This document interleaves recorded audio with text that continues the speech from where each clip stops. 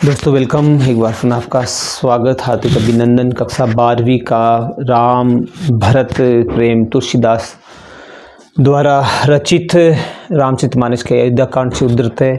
इसमें जब भरत, वही प्रसंग है, चित्रकूट जाते राम से मिलने, तो वहाँ उस सभा के सम्मुख खड़े होकर अपनी जो भावनाएं व्यक्त करते हैं, उन्हीं भावनाओं की अभिव्यक्ति इस काव्यांश में हुई है।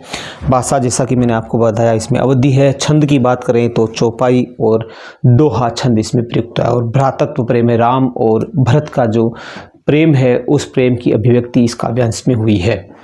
सलात की बात करें तो हम इसका सलात लेते हैं। भूपति मरण प्रेम पनु राखी। भरत कहते हैं कि भूपति ने, राजा दशरथ ने मरण प्रेम पनु राखी, राखी ने रखना, पनु यानी प्रण, मरते समय उन्होंने अपने पुत्र प्रेम का जो प्रण है उसको निभाते हुए उनकी मृत्यु हुई। यानी अपना जो प्रण है कि कैकेयी के कहने पर उन्होंने राजा राम को 14 साल का वनवास दे दिया, तो उस प्रण की प्रतिज्ञा को उन्होंने रखा। जननी कुमति जगतु सब साखी। और सब जानते हैं कि जननी हमारी जो माता कैकेयी है, इस सब की, उनकी कुमति का ये परिणाम था। जगतु सारा संसार इस बात का साक्षी है कि ये सब मेरी माता कैकेयी के कटु वचनों का परिणाम है, उनकी दुर्बुद्धि का परिणाम है। यद्यपि मेरे पिता राजा दशरथ ने अपने वचनों को निभाते हुए राम को 14 साल का वनवास दे दिया, और माता के कहने पर, मेरी माता के कहने पर राम को 14 साल का वनवास मिला। देखी न जाही विकल महतारी। अब अयोध्या में राम के बिना, सीता के बिना, लक्ष्मण के बिना महतारी माताओं की दशा देखी नहीं जाती। वो कितनी विकल है, वो कितनी व्याकुल है। महतारी माताओं की स्थिति मुझसे देखी नहीं जाती है। देखी न जाही विकल महतारी। राम के वियोग में, सीता के वियोग में, लक्ष्मण के वियोग में माताओं की स्थिति अत्यंत व्याकुल है और देखी नहीं जाती। जरही दुसह जर पुर नर नारी। जरही जलना, व्याकुल होना, दुसह असहनीय, पुर नर नारी, पुर यानी अयोध्या, अयोध्या के नर नारी जल रहे हैं, असहनीय पीड़ा को भोग रहे हैं। यानी भगवान राम, लक्ष्मण और सीता के वियोग में माताओं की ये दशा देखकर समस्त अयोध्यावासी व्याकुल है, व्यथित है। मही सकल अनर्थ कर मूला। मई यानी मैं ही, भरत स्वयं को, सकल संपूर्ण अनर्थ का मूल कारण मैं हूँ। भरत कहते हैं कि इस समस्त घटना का कारण मैं हूँ। सो सुनी समूजी सहूँ सब सूला। सो सुनी समूजी सहूँ सब सूला। सूला कहते हैं कष्ट। लेकिन इतना सब कुछ होते हुए भी विधाता ऐसा कार्य करके भी मुझे इतना कष्ट पहुंचाकर भी मुझे सहन करना पड़ रहा है। ये सब कुछ घटनाक्रम हो गया, उसके बावजूद भी मेरा जो हृदय उसको सहन कर रहा है। तो क्यों सहन कर पा रहा है ये हृदय? सुनी बन गबनु कीन रघुनाथा। करी मुनि वेश लखन शेषाता। सुनी सुनकर कि वन गमन कर गए, कीन रघुनाथा, भगवान राम वन गमन कर गए, ये सुनकर ही करी मुनि, और उन्होंने कौन सा मुनि का वेश धारण कर लिया? किसने? लखन ने, सीता ने। लखन और सीता के साथ में मुनि वेश धारण करके वन गमन कर गए, ये सुनकर ही मेरा हृदय फट जाता है। बिन पा नहीं है पयोदह पाए। पा नहीं है कहते हैं जूतियों को, पनैया को। बिना जूतियों के ही, पैदल ही पाँव वो चल कर गए हैं। सकरू शाह की रहूं यही गाएं। और ये सब स्थिति जब मेरे मन में आती है तो भगवान शंकर इस बात के साक्षी हैं कि मेरे हृदय में घाव हो गए हैं, मेरे हृदय में घाव हो गए हैं। इस बात का साक्षी भगवान शिव है कि ये सब कुछ मैं सहन नहीं कर पा रहा हूँ। यद्यपि विधाता ने मुझे ये सब कुछ देखने के लिए जीवित रखा है। तो एक बार फिर इनको देख लेते हैं। बिना पा नहीं है पयोदय पाए। भगवान राम, लक्ष्मण और सीता बिना ज्योतियों के ही, पैदल ही वो गए हैं। सकरू शाह की रहे यही गाएं। और ये बात जब मुझे पता लगी तो इस बात के सब भगवान शंकर साक्षी है कि ये सुनकर मेरे मन में, मेरे हृदय में घाव हो गए। उन कष्टों को मैं सहन कर रहा हूँ।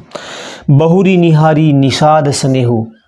हम मुझसे तो अच्छे निषाद राज है, जो पराया होकर भी उन्होंने भगवान राम से प्रेम किया। बहुरी निहारी, निहार कर, निषाद स्नेहु, निषाद राज का स्नेह देख कर बहुरी निहारी निषाद स्नेह, यानी निषाद राज का स्नेह, वो पराये होकर भी कितना भगवान से स्नेह करते हैं। कुलिस कठिन उर भयउ न बेहू, लेकिन मेरा जो हृदय है, कठिन कुलिस पाप युक्त मेरा जो हृदय है, वह इसको कैसे सहन कर पा रहा है, अर्थात ये सब कुछ मुझसे सहन नहीं हो पा रहा है। अब सब आँखें देखूं आई, जियत जीव जड़ सब ही सहाई, ये सब कुछ मैंने अपनी आँखों से देखा है। जियत जीव, फिर भी मैं जिंदा हूँ, जड़ सब ही सहाय, मेरा जो हृदय है जड़ हो गया है और मुझे ये सब कुछ सहन करना पड़ रहा है कि जो पराये हैं वो उनसे इतना स्नेह करते हैं, लेकिन हम अपने होकर भी भगवान राम लक्ष्मण को वन गमन जाते हुए उन्होंने देखा और मुनि वेश में देखा, पैदल ही चल रहे हैं, उनके पैरों में पता नहीं कितने कांटे छुपे हुए। ये सब जब भरत को स्मृति आती है तो व्याकुल हो जाते हैं और उस व्याकुलता की वजह से कहते हैं कि मेरा हृदय क्यों इतना कुलिस है, कितना कठिन हो गया है। ये सब मैंने अपने आंखों से देखने के लिए विधाता ने मुझे क्यों जीवित रखा। जिन ही निरखी मग सांप ही बीछी, जिनको देखकर मग रास्ते में सांप और बिच्छू, जिस राम लक्ष्मण और सीता को देखकर तजही विषम विष, अपना जो विष है वह भी उन्होंने त्याग दिया। जीव जंतुओं ने भी भगवान राम को पैदल चलते हुए देखकर उनके रास्ते से हट गए, अर्थात वो विषधारी होते हुए भी उन्होंने अपने विष को त्याग दिया। तामस तीछी,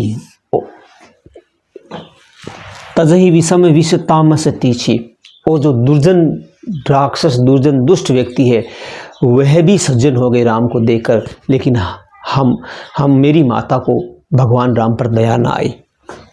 ते रघुनंदनु लखनु शिये, उन्हीं रघुनंदन लखन और सीता को अनहित लागे जाही, उनका अनहित करते हुए, उनका बुरा करते हुए। तासु तने, मैं उन्हीं का पुत्र हूँ, तासु उन्हीं का मतलब कि एक ही का, तने पुत्र हूँ। तजी दुसह दुख देऊँ सहाय काई, दुसह असहनीय दुख देऊँ भगवान ने दिया है, सहा में काई, और उसको मैं कैसे सहन करूँ। यानी ये दुख तो मैं ही सहन कर सकता हूँ कि मैं उस माता का पुत्र हूँ। तासु तने, मैं उस माता का पुत्र हूँ जिन्होंने भगवान राम को इतना कष्ट दिया। तो इसमें भरत व्याकुल है कि और अपने आप को दोषी मानते हैं कि मैं ऐसी माता का पुत्र हूँ जिन्होंने राम को 14 साल का वनवास दे दिया। तो यहाँ पर भाषा की बात कही जाए तो अवधी भाषा है और यहाँ चौपाई और दोहा छंद है। और अगर बात की जाए तो इसमें राम और भरत का जो प्रेम है, भ्रातृत्व प्रेम है, उस भ्रातृत्व प्रेम की पराकाष्ठा है। संभवतः आपको वीडियो अच्छा लगा होगा। अगर अच्छा लगता है मेरा वीडियो तो लाइक और सब्सक्राइब करें। Thank you.